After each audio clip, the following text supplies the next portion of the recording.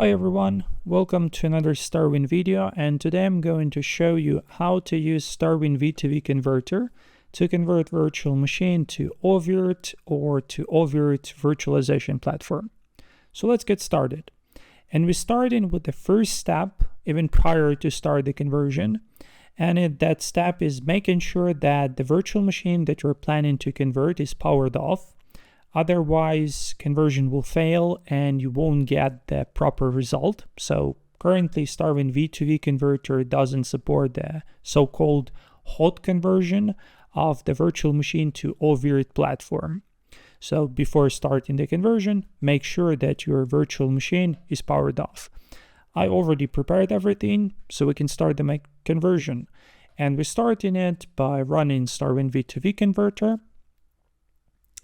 So now we're selecting the source system. In my case, for today, I'm converting the Hyper-V virtual machine. So I'm selecting Microsoft Hyper-V server.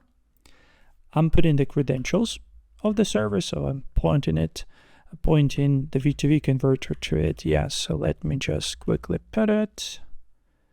IP address, user,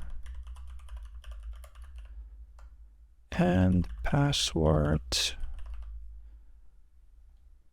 Okay, so we established the connection between converter and the source server. So we're selecting our virtual machine. Again, before starting conversion, make sure that virtual machine is powered off. So we're selecting our virtual machine. Now we're selecting the destination or the target system, in our case, oVirt. So we're selecting this oVirt option. Now we're putting information about our destination system.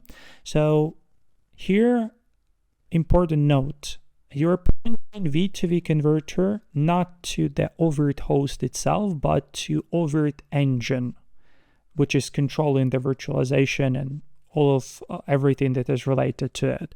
So we're pointing it to our oVirt engine VM. So let me grab the information of it and put it here. User and the password for the user.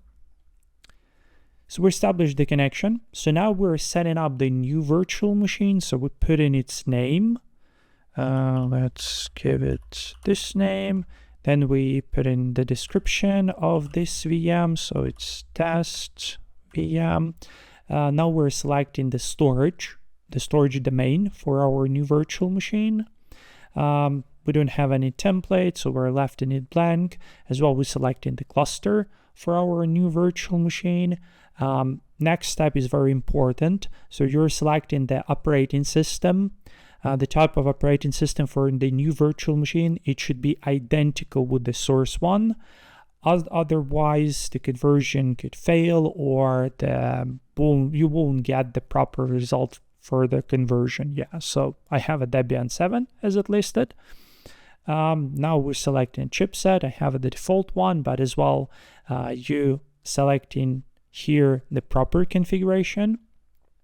We're selecting the source disk of the source virtual machine that we're going to convert. We're assigning memory and the number of the virtual CPUs for our VM. Once you've finished with all of those steps, you just click convert to start the conversion. Once it's finished, you're going to your oVirt system and checking your new virtual machine. So you're powering on it, checking if it's running correctly, if it's running at all. If it is, you're checking data on the virtual machine. If everything is good and correct, you're good to go. So you can can further work with your new virtual machine or start the new conversions to bring more virtual machines to your oVirt environment. So yeah, so you're good to go with everything.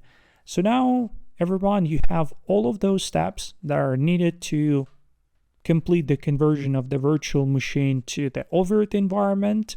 So I hope you learned something new about the virtualization today. You learned about the new tool in your arsenal that you can use in day-to-day life. And yeah, so thank you for being with me on this video. Stay safe, and I see you next one.